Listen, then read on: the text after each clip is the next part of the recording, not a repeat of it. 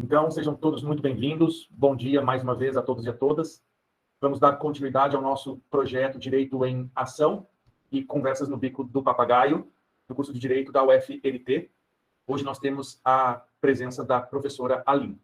Vou ler um breve currículo dela. Aline Campos é professora na Universidade Federal do Norte do Tocantins, a UFNT, no curso de Pedagogia. Tem experiência na pesquisa e na extensão universitárias, liderando grupos de pesquisa e projetos de extensão. Atuou na educação básica, na educação popular e em unidades prisionais, bem como na Fundação Casa. Tem graduação em Ciências Biológicas pela Universidade Estadual Paulista Júlio de Mesquita Filho, mestrado em Educação na Universidade Federal de São Carlos, a UFSCar, e doutorado recente em Educação pela Universidade Federal da Paraíba, a UFPB. Então, a fala é sua, seja muito bem-vinda e, mais uma vez, obrigado por aceitar estar aqui hoje junto com a gente. Na verdade, sou eu que agradeço a oportunidade de estar aqui, o convite, né? É sempre muito bom poder falar sobre as nossas experiências. Então, é uma alegria poder estar aqui no curso de Direito também, que é uma alegria ter esse curso agora na UFNT. O Fabrício já introduziu um pouquinho a minha formação, mas no roteirinho que ele me mandou, bem didático, inclusive, viu, Fabrício? Falei, olha, isso que é um professor organizado. Também tinha uma parte que falava, né, para falar um pouquinho da minha trajetória, que eu acho que é o que tem sido falado pelas pessoas que vocês estão convidando, né? Então, eu vou falar um pouquinho brevemente sobre essa trajetória que o Fabrício já introduziu. Até para que vocês entendam por que eu acabei chegando onde eu cheguei, né? Que é trabalhar com educação em contextos de privação de liberdade. Bom, então, acho que a primeira coisa, assim, só para não ir muito longe na minha história, né? Acho que é importante dizer que eu estudei numa escola pública, na verdade, eu sempre estudei em escola pública, só que eu estudei numa escola pública diferenciada, que é uma escola de aplicação. Elas eram mais comuns, que eram escolas que existiam dentro das universidades, eram às vezes chamadas também de escolas experimentais.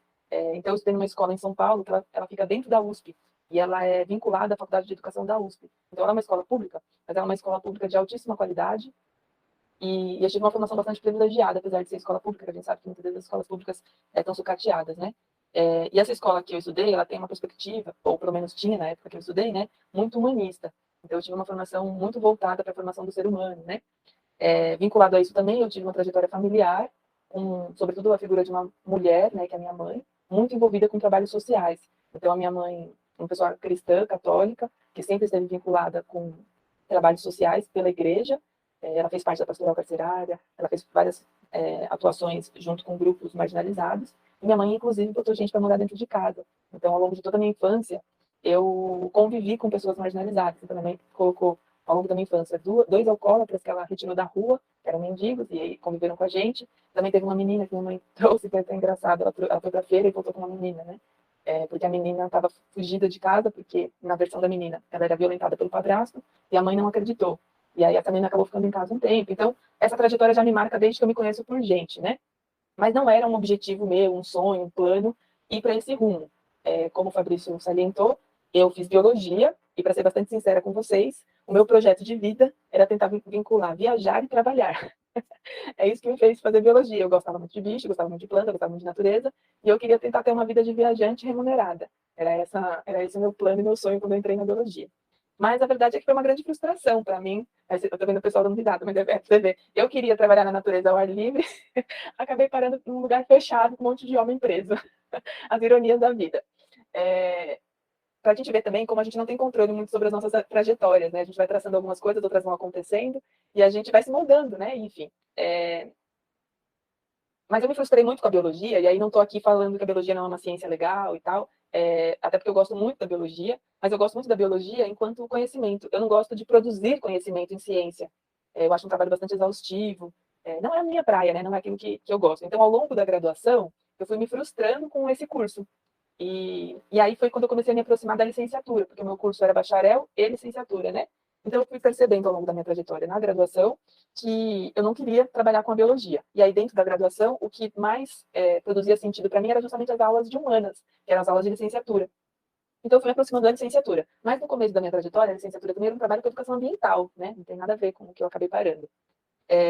Então, eu comecei a trabalhar com saídas de campo, como que pensa, né? Então, a meio ambiente, a partir de uma educação mais vinculada com práticas, eu estava indo um pouco por esse caminho. Aí eu concluí, o meu TCC também foi sobre unidades de conservação, estava numa outra realidade. E quando eu me formei, né, aí vem a água bate na bunda, né? Aí você precisa trabalhar. E aí, então, com o que eu vou trabalhar? E aí eu comecei a entregar o meu currículo, né, em algumas escolas, na cidade onde eu morava, e acabei conseguindo ser contratada para trabalhar na rede estadual de São Paulo como professora contratada. Eu não sei muito bem como é no Tocantins, mas essa é uma vida infernal para um professor, né? Porque é uma situação assim, você é um professor contratado temporário. Então, um professor falta na escola, eles te ligam às 5 da manhã para você estar lá às 6, sem aviso prévio, né? Às vezes tinha quando o professor programava uma falta, mas era muita ligação de manhã falando, vem agora para dar aula de matemática, para dar aula de geografia, e você chegava lá, né, uma turma que você não conhece. Era uma vida bastante difícil. Até que, num determinado momento, uma escola me ligou para me oferecer uma turma. Ela falou assim, olha, na verdade eram 2 turmas. Eles falaram, tenho 2 turmas e você pode assumir se você quiser. Aí, quais eram as vantagens de assumir? Eu seria contratada para aquela turma, então eu daria aula sempre para aquela turma, eu teria férias, eu teria um agendamento de quais dias eram as aulas, então tudo era melhor para mim. Então eu fiquei muito animada, falei, claro, né? E onde que é? Em qual escola? E aí a coordenadora, assim, com muito tato, né, ela falou assim, olha, então, na verdade, é num centro de ressocialização. Na época, eu nem sabia o que era ressocialização. E eu achei a palavra bonita. Eu falei, bom, um centro de ressocialização parece um lugar legal.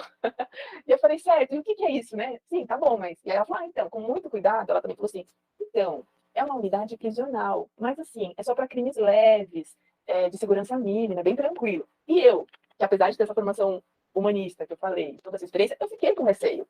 Porque a nossa sociedade é uma sociedade que tem medo de quem está na prisão, tem medo da prisão. Então eu também não fui diferente, eu também tive medo. Então aquela minha empolgação inicial já deu um banho de água fria e eu falei, tá, deixa eu pensar. E aí eu, enfim, dei esse passo para trás, mas assim, não fechei as portas. E aí eu resolvi ir conhecer a unidade antes de decidir se eu trabalharia lá ou não. E aí esse foi o ponto divisor assim, da decisão, porque eu fui com os meus receios, né? Mas cheguei lá e eu fui muito bem acolhida. Eu fui muito bem acolhida tanto pelos funcionários, que são os policiais penais, mas especialmente pela população carcerária. Era completamente diferente da visão que eu tinha das mídias, né? Então eu cheguei lá, as pessoas foram extremamente gentis, extremamente educadas, assim, extremamente sorridentes. E aí eu resolvi topar o desafio. E quando eu topei, enfim, isso foi o que me lançou para essa jornada que esse ano já vai completar 11 anos de ensino, pesquisa, extensão, eu colocaria até uma dimensão de militância em relação à educação em espaços de contexto, espaços prisionais, né? Bom, aí eu comecei a trabalhar como professora, mas é um lugar que me inquietou em inúmeros sentidos. Então, eu trabalhei, mas comecei a ter inquietações, e essas inquietações é que me motivaram a querer fazer um mestrado nessa temática. Na verdade, eu comecei a ler antes sobre o assunto, procurar pessoas que tivessem produções textuais, que falassem sobre o assunto, porque eu estava querendo entender a minha própria prática. Porque, diga-se de passagem, como vocês brevemente devem ter ouvido, eu não tinha uma experiência concreta sobre educar nesses contextos. Eu tinha uma licenciatura, mas que não me preparou para esse contexto. Então, quando eu cheguei nesse contexto, eu tinha muitas questões, muitas dúvidas, muitas curiosidades, muitas angústias, né? Então, estava nesse turbilhão de emoções, e aí eu fui buscar na própria universidade um apoio para poder entender a minha própria prática e melhorar a minha própria prática. Então, foi aí que eu entro no mestrado, e aí eu faço um mestrado na UFSCar, numa linha de pesquisa, que é uma linha de pesquisa que está muito atrelada à educação popular, que ela chama Práticas Sociais e Processos Educativos. Foi nessa linha, lá na UFSCar, que eu comecei a perceber o meu alinhamento ideológico com a educação popular. Eu costumo dizer que eu já era uma educadora popular sem saber, e aí a universidade me deu esse nome, e aí eu fui entender o que eu fazia, e aí eu fui, inclusive, aprender melhor sobre isso para melhorar a minha prática. Então, algumas coisas que eu já achava que era um caminho mais interessante para uma prática educacional, eu fui achando pessoas que tinham argumentos, que tinham artigos, que tinham publicações para embasar aquilo que eu já tinha um alinhamento. E eu fui me alinhando, então, com a educação popular, que é uma educação que a gente conhece mais pela imagem do Paulo Freire, né, que é uma figura mais famosa, mas o Paulo Freire não inventou a educação popular, ela é uma educação que surge do povo, dos movimentos sociais, né, e que o Paulo Freire faz um trabalho belíssimo de sistematização dessas experiências que são experiências comunitárias. Então, a grande contribuição do Paulo Freire é que ele usou o saber dele, o trânsito dele, as influências dele, para empoderar uma educação que já existia, mas que ele fundamentou melhor, que ele organizou isso, né? Bom, eu faço a minha tese, a minha dissertação, então, de mestrado na área da educação, nessa perspectiva da educação popular e da pesquisa participante, que foi uma forma de fazer pesquisa também que eu fui conhecendo e que eu me alinhava muito ideologicamente, que é uma forma de fazer pesquisa que está intimamente relacionada com a perspectiva da educação popular. E aí, assim, não vou entrar aqui muito na discussão extensiva do que é a educação popular e como ela se fundamenta, mas um dos princípios básicos da educação popular é o fazer com, que não é o fazer por e nem o fazer para. Então, esse fazer com tem a ver com você se colocar junto da comunidade e se colocar a serviço dessa comunidade em prol de uma luta pela pelo combate às opressões que acontecem na sociedade das mais diversas formas, né? E a pesquisa participante é uma forma de fazer pesquisa alinhada com essa perspectiva de que a gente não está lá para extrair suas informações e produzir um conhecimento que é distante, alheio à realidade dessa população com a qual a gente dialoga. Então, meu mestrado foi um pouco nessa linha.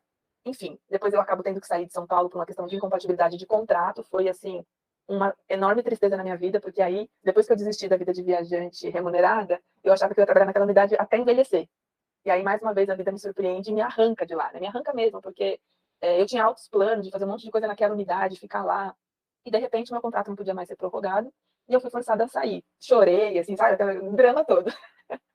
E aí, diante desse vazio, porque coincidiu que eu terminei o doutorado e terminei o doutorado não, desculpa, terminei o mestrado e tive que sair dessa unidade, né? Então eu fiquei num grande vazio. E aí eu aproveitei esse vazio, né? Então, e tentei dar um significado para ele. E foi quando eu resolvi fazer um intercâmbio na Argentina. Então eu fui para a Argentina e fui conhecer na Argentina, que é um país que tem uma larga experiência com educação em prisões. Eles têm mais de 20 anos de experiência com ensino superior dentro das prisões. Eles têm muitos projetos de educação popular dentro de prisões. Então eu fui para lá. E a Argentina é um país que tem uma trajetória que eles viveram uma crise muito intensa, né? Então eles trabalharam, eles no período do Kirchner, eles tiveram que reerguer a economia da Argentina através das cooperativas. Então eles têm um trabalho de cooperativa muito intenso e em geral a população argentina é bem politizada por conta dessa história, né? Que eles tiveram que se apropriar da política.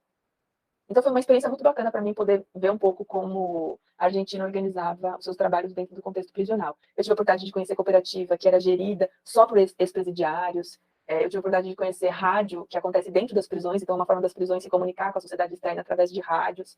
Enfim, foi uma experiência muito bacana. E aí eu voltei para o Brasil, e aí comecei a prestar alguns concursos, e foi quando eu acabei passando na UFT como professora, né?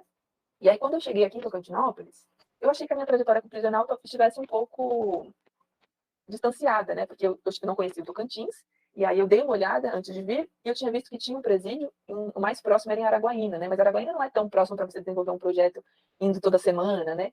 Então eu falei, talvez a minha trajetória vai ter que dar uma interrompida nisso, né? Mas agora eu já estava mais calejada de entender que a gente não tem tanto controle assim sobre as nossas vidas. Então eu já estava um pouco mais serena em relação a isso.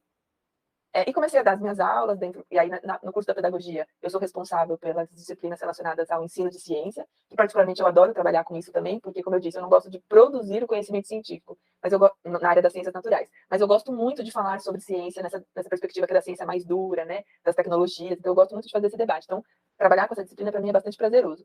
E eu estava indo um pouco por esse caminho, me aproximei um pouco também dos indígenas, que também é um grupo marginalizado na nossa sociedade, né, e eu tenho um afinamento com esses grupos. Estava caminhando um pouco assim para ver o que ia acontecer. E foi um próprio aluno, numa disciplina, quando eu estava falando da minha experiência, que ele falou, professora, você sabe que aqui na cidade tem uma cadeia pública? E, na verdade, eu já tinha visto que tinha uma cadeia pública na unidade, na cidade. Mas na minha mentalidade paulistana, cadeia pública é um lugar que as pessoas ficam só enquanto elas não são encaminhadas para uma unidade penal. Que na minha mentalidade era como se fosse um lugar bem associado à delegacia, que a pessoa é presa, fica lá uns 3, 4 dias até ser encaminhada. Então, eu não achava que dentro de uma cadeia pública existiria a possibilidade de um trabalho educativo. E aí, quando esse aluno me falou, eu falei, bom, então eu vou lá conversar com o diretor da unidade. E aí eu fui assim, muito aberta a dizer, eu tenho essa experiência, isso serve para alguma coisa para vocês? E aí o diretor foi muito receptivo, na época não tinha nenhuma atividade educativa na unidade, mas eles tinham uma sala que estava vazia, que podia ser transformada num espaço educativo. E aí, com a recepção do gestor da unidade, então a gente falou, bom, então o que a gente precisa primeiro? Ele falou, bom, então a gente tem que organizar o espaço e começar alguma atividade. Então foi assim que a gente começou, em 2017. A gente começou estruturando o espaço. Então, como que a gente fazia? Vamos fazer arrecadação de livro, com quem que a gente pode falar, quem pode, né, ajudar a organizar. E aí, para minha surpresa também, porque não foi mérito meu, eu preciso deixar isso claro, a gente estava nesse início, pensando em como fazer. E Tocantinópolis, vocês conhecem melhor, porque é uma cidade pequena, né? Então acho que as notícias rodam muito rápido. E eu estava muito com essa mentalidade de São Paulo, que assim, São Paulo, eu jamais consigo falar com o prefeito. Imagina, falar com o prefeito de São Paulo, assim, você tem que ter muita influência. Em Tocantinópolis, você vai lá e você consegue falar com o prefeito, né? Então é uma realidade muito discrepante. E para mim era muita novidade a forma de gestão da cidade, né? Então, em pouco tempo, o promotor me chamou porque ele queria apoiar o projeto. Eu falei, meu Deus, eu nem falei nada ainda, o promotor já está me chamando porque ele quer apoiar. E aí foi muito bacana, porque em grande parte o mérito foi do promotor, porque aí ele convocou outras instituições, ele chamou as outras instituições para falar, olha, está tendo isso, é importante que se apoie. E aí foi a partir dessa provocação do promotor, que na época era o doutor Telcimar, que a gente conseguiu estruturando o espaço. Ele conseguiu um recurso junto com o Poder Judiciário para mobiliar e fazer uma estrutura. Ele conseguiu que a prefeitura doasse 5 computadores, que foram computadores fundamentais para outras ações que depois a gente pôde desenvolver. Foi ele que provocou a Diretoria Regional de Ensino para fazer a oferta da educação escolar dentro da unidade. Então, aí a gente foi... Aí não é só mais mérito da UFNT agora, né, que na época era FT, mas, assim, a gente que foi, assim, o pontapé inicial. E esse é um mérito que foi nosso, né, enquanto instituição de ensino superior. Mas aí depois outras coisas foram sendo agregadas e o projeto já ganhou outros contornos. E aí, a gente então começou essa movimentação em junho de 2017. Em fevereiro de 2018, teve início da oferta da educação escolar. E aí, quem oferta a educação escolar não é a universidade, né? É a Secretaria de Educação. Só que a gente só tinha um espaço. E aí a gente ficou, bom, e agora? Né? Porque o que é prioridade? O que é melhor? O que é pior? Que educação é mais importante? Que educação é menos? Né? Esse é um debate que a gente precisa pensar e que muitas vezes não tem o que é melhor. A gente tem que garantir com uma falta de espaço. Então, como que a gente trabalha? Mais uma vez, a gente voltou na unidade, porque no primeiro semestre de 2017 a gente fazia oficinas experimentais. A gente ia lá, levava textos, levava imagens, conversava com a população carcerária, que eram na época 12 participantes que quiseram fazer parte do projeto, sentados em roda no chão, porque na época não tinha cadeira. E aí a gente levava os materiais e conversava com eles, assim, sentados no chão mesmo. Depois que o Ministério Público e as outras instituições entraram, a gente conseguiu equipar esse espaço. Só que aí a Secretaria de Educação ia dar aulas de manhã para o ensino fundamental 2 e à tarde para o ensino médio. E nós não tínhamos mais espaço. E aí a gente voltou para a unidade e falou, bom, e agora? O que compete a nós? Porque a escola está aí fazendo, e qual que agora? A gente faz o quê? Né? Tem mais alguma coisa que precisa? Né? O que a gente faz? E aí a direção novamente falou, olha, tem a remissão de pena por leitura que os presos querem fazer e não tem quem toque. E a gente falou, tá bom, então a gente vai fazer. Aí a gente foi ler legislação sobre como que funciona a remissão de pena por leitura. E aí, mais uma vez, eu me vi num papel que eu não sei fazer, que é trabalhar com literatura. Aí eu costumo dizer, tem um autor, né, que é o Jacques Rancière, que ele fala do mestre ignorante. Eu me vejo muito nesse papel. A minha vida, em muitos momentos, eu me vejo sendo aquela pessoa que ensina o que não sabe. Que se vê num lugar e fala, não tinha informação nenhuma para isso, né? E aí o que eu acho muito legal do que o Jacques Rancière traz é repensar o papel desse educador. O educador não é mais quem ensina necessariamente, mas é quem tem curiosidade pelo processo de aprendizagem, e aí nessa curiosidade ele estimula o engajamento da pessoa a ela mesma aprender. Então ele é muito mais um provocador do que uma pessoa que está ali trazendo conteúdo, ele muito mais mobiliza. E aí, amparada nessas ideias, e na própria ideia freiriana, né, de que a gente constrói o conhecimento junto, né, numa educação libertadora e não bancária, que eu tenho essa cara de pau de fazer coisas que eu não fui preparada para fazer especificamente, né? E aí, então, a gente organizou um clube de leitura, muito experimental também, e muito dialógico. Então, a gente chegava lá assim, e esse processo de se abrir para a ignorância nossa e dos outros é muito libertador, porque a gente aprende muito nesse lugar, quando a gente sai, né, dessa arrogância de, eu sei e o outro não sabe. Então, por exemplo, a gente foi, na primeira vez para fazer o clube de leitura, a gente estava com os alunos, todos participantes, né? A gente falou, olha, a gente tem aqui vários livros, e vocês vão escolher quais vocês querem ler. E aí, foi a nossa primeira surpresa. Eles não sabiam nem escolher o livro, porque eles não tinham referência nenhuma de leitura. E a gente queria ser super democrático, deixar eles escolherem e tal, né? E aí, nessa conversa, eles falaram, bom, a única coisa que a gente já leu foi a Bíblia. A gente nunca leu nenhum livro. Aí alguns falaram, já li algum livro didático. Aí a gente, nossa, eles nunca tiveram contato com literatura. Então, como que a gente vai fazer esse processo de escolha, né? E aí a gente foi inventando, assim. Então, a gente falou, então vamos ler a sinopse dos livros, e aí aqueles que vocês se interessarem mais, a gente escolhe e tal. E aí o primeiro livro que eles escolheram para ler, eu nunca esqueço isso, foi o Birajara, do José de Alencar. Eu particularmente odeio o romantismo brasileiro. E aí, o romantismo brasileiro é essa ideia do índio romantizado, como bom selvagem, né? Eu falei, meu Deus, a gente vai começar lendo esse livro, que, assim, na minha cabeça era meio que chatice, já começando com o pé esquerdo. Mas, para minha surpresa, mais uma vez, né? Eu lembro que eu entreguei os livros para eles, e daí a gente tinha encontros semanais de sábado, porque como durante a semana era ocupado o espaço pela escola, a gente ia aos sábados, o que era um grande desafio também, porque sábado é um dia de descanso, né? Mas a gente ia. E eu lembro que eu lia o livro na minha casa só pensando, meu Deus, vai ser uma catástrofe, eles vão odiar, eles vão falar, nossa, a literatura é um saco, né? E aí, quando eu cheguei no primeiro encontro, junto com as meninas, né, com as graduandas extensionistas, a gente chegou para fazer a primeira discussão sobre o livro, eles chegaram, foi muito engraçado, eles chegaram assim, professora, a gente não aguenta mais esse livro. Aí eu pensei, nossa, nem eu, é verdade. Aí eles, não, a gente não aguenta mais discutir se o Birajara era ou não covarde. Esse foi o assunto da semana toda na cela. Aí eu, como assim? Eles, porque a gente tá falando que esse tal de Birajara aí foi covarde, porque ele aprendeu o cara e levou pra aldeia pra matar? Que tinha que matar na frente de todo mundo, isso é muito covarde, por que já não matou quando encontrou? Eu falei, gente, eles estão discutindo profundamente o texto, né? E assim, gerando polêmica dentro das celas, né? Aí eu falei, gente, estamos fazendo uma revolução. Pensei comigo, está acontecendo uma revolução aqui que a gente não fez ideia dessa revolução, né? Enfim, e aí depois a gente foi lendo outros livros, e assim, eu tenho algumas histórias que são engraçadas, que me marcaram, né? Porque aí depois, por exemplo, a gente leu A Metamorfose do Kafka, e que foi um livro que aí, quando eles escolheram A Metamorfose do Kafka, eu vibrei, falei, yes, agora vai ser um livro legal que a gente vai ler, né? Aí cheguei super empolgada para a primeira conversa, e eles estavam praticamente organizados, porque tinham decidido que não iam ler mais o livro.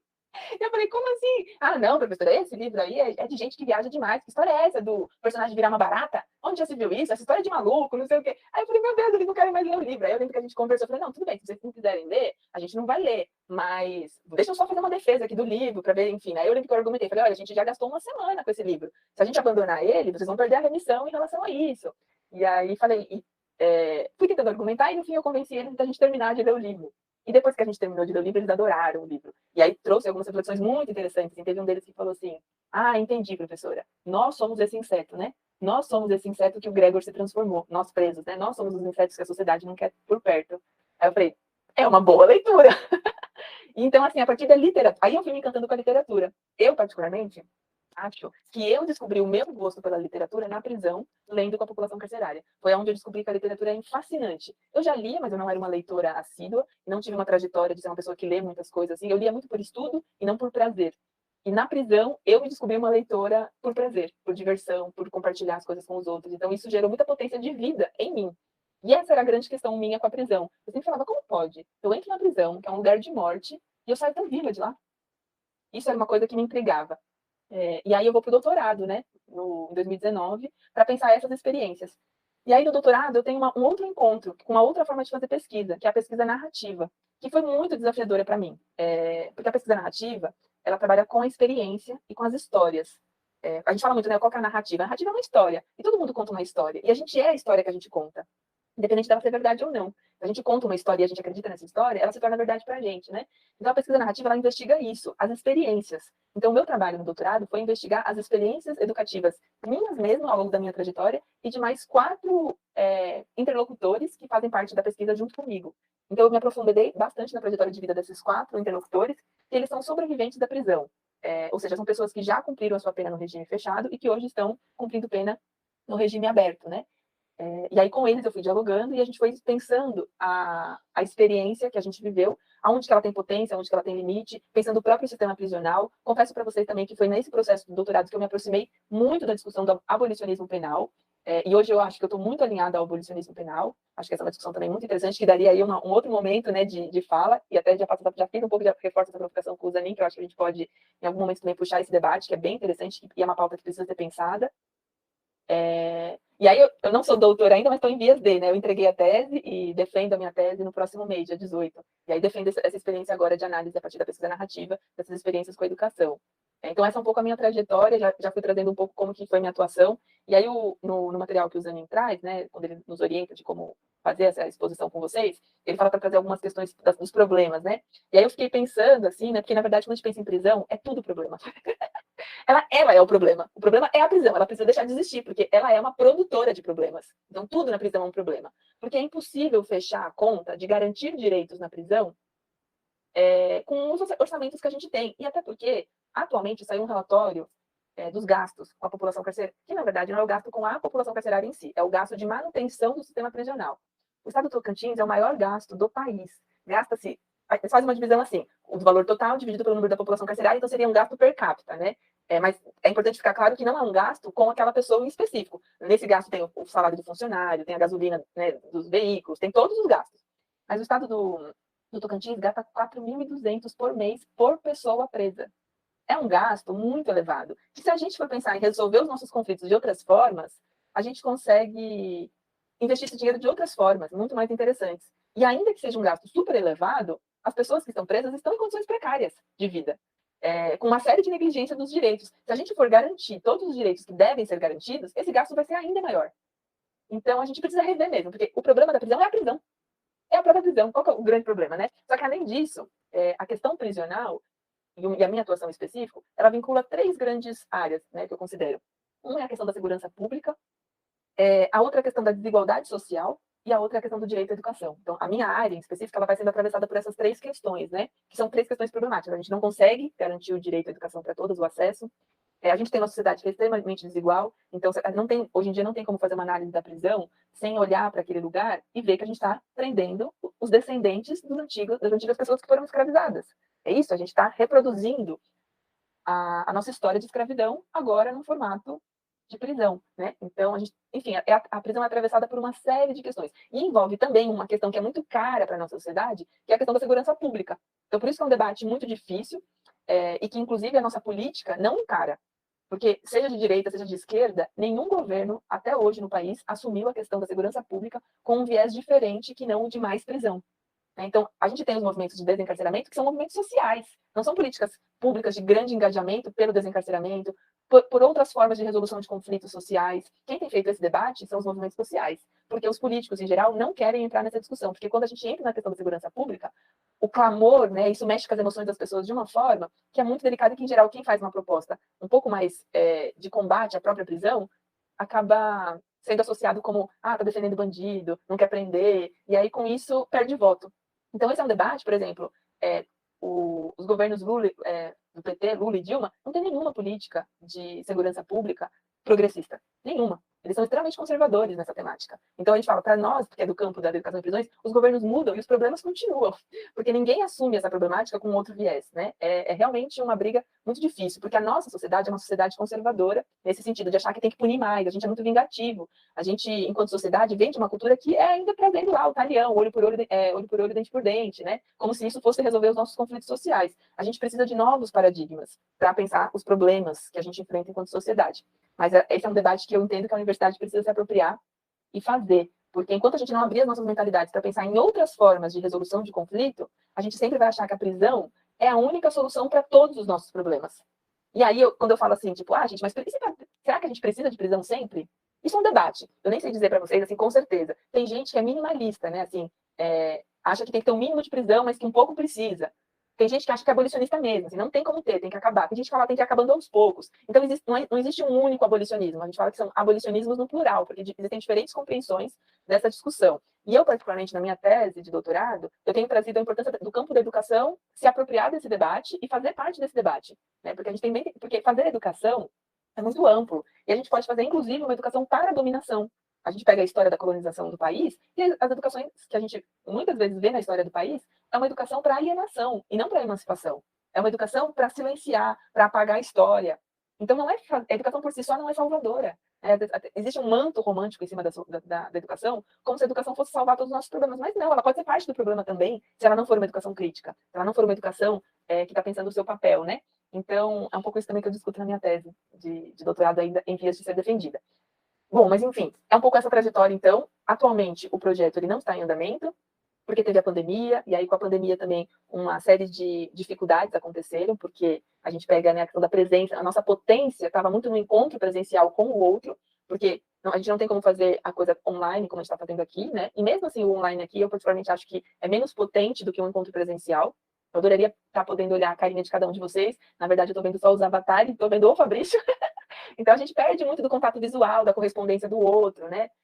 A gente nem sabe se as pessoas com quem a gente está falando estão aqui ou não. Então, tem tudo isso que é um déficit. E na prisão isso é mais difícil ainda.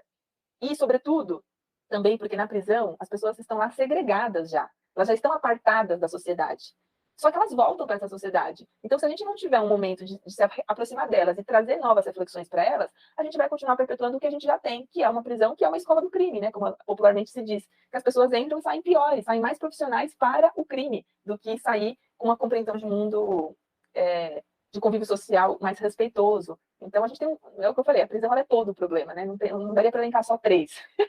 Teria que elencar todos os problemas mesmo. Mas aí, no momento, a gente não está com o projeto ativo, a gente até fez algumas versões online, na verdade não online, desculpa, remota, que era com troca de cartas. Mas é muito exaustivo. Para o educador, eu não sei se, como vocês são do direito, vocês talvez não tenham essa experiência, mas quem já trabalhou com educação, né, e está nesse momento de adaptação com a pandemia, sem pandemia, remoto, presencial, eu imagino que compreenda o quanto que trabalhar no remoto é muito mais cansativo. Então, demanda uma energia muito maior, esforços muito maiores. E na prisão isso é ainda mais cansativo, porque a gente não tem contato nenhum com aquela pessoa que está presa, não sabe, né, as dificuldades que ela está tendo ou não. Então, a presença é muito importante. Então, no momento, a gente está aí com uma pausa de avaliação, também mudou a gestão anterior, que era uma gestão que apoiava muito o nosso projeto, não é mais a gestão da unidade, então agora a gente está com uma outra gestão. Então, estamos nesse processo. Mas existem algumas outras coisas também que estão por acontecer em Tocantinópolis, não sei se vocês conhecem. Está sendo aberta uma CPEMA, que é uma Central de Penas Alternativas. Então, a gente também está aí talvez com algumas possibilidades de fazer parceria com essa CPEMA, assim que ela começar a entrar em funcionamento, provavelmente talvez no segundo semestre. E, além disso, tem o Conselho da Comunidade, que aí, para quem já teve acesso, já curiosidade, ou quem se interessa um pouco mais pelo direito criminal, né, a lei de execução penal, ela prevê a existência em cada comarca de um Conselho da Comunidade. O Conselho da Comunidade, ele tem um nome que eu acho que não é um nome muito feliz, porque quando você fala que você faz parte do Conselho da Comunidade, é que nem centro de ressocialização. As pessoas acham bonito, mas ninguém sabe do que se trata, né? Ninguém, às vezes, associa o Conselho da Comunidade diretamente à execução penal. Então, você fala, eu faço parte do Conselho da Comunidade. As pessoas acham que, às vezes, você cuida da segurança pública, em outros aspectos, mas não ali diretamente no sistema penitenciário. E o Conselho da Comunidade, ele é um órgão que tem muitas funções, mas dentre as suas funções existe a fiscalização, né? Então, uma das atribuições do Conselho da Comunidade é visitar mensalmente as unidades da comarca e entrevistar a população carcerária, né, para verificar se as assistências estão sendo garantidas. Muitas vezes não, né? E aí, quando elas não estão sendo, o Conselho da Comunidade tem que também tentar mediar isso. Então, às vezes, não está tendo assistência religiosa, aí tem que tentar fazer uma parceria com alguma instituição religiosa para que faça essa assistência. Não está tendo oferta educativa, então aí o Conselho, ele é um mediador, né? Se está havendo algum tipo de abuso de poder, o Conselho tem que também ir fazer, protocolar denúncias e tal. É uma atuação que hoje em dia eu também faço parte, enquanto representante da UFT, atuando nesse conselho. É um pouco por aí, então, acho que a minha trajetória. Nesse processo todo, a gente passou por uma experiência muito bacana, que foi produzir os nossos livros, né? Então, o primeiro deles foi em 2019, a gente conseguiu um recurso da PROEX, que era um recurso... Mais uma vez, gente, eu falei para vocês que eu sou uma mestre ignorante, né?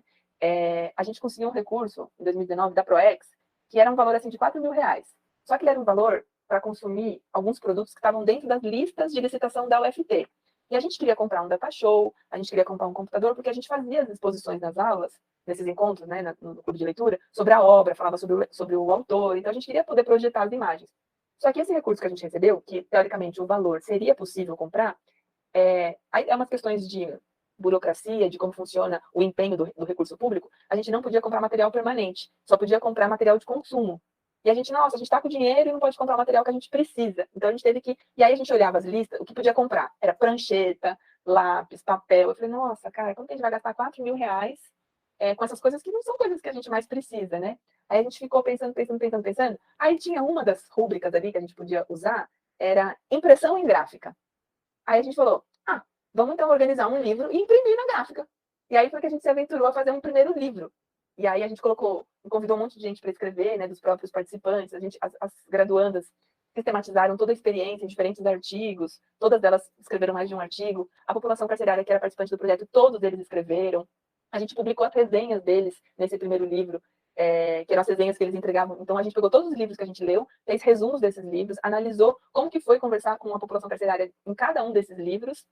E aí cada uma das graduandas ficou responsável por fazer esses artigos. E aí depois a gente ainda colocou as resenhas, alguns exemplos de resenhas desses produtos textuais que surgiam das oficinas.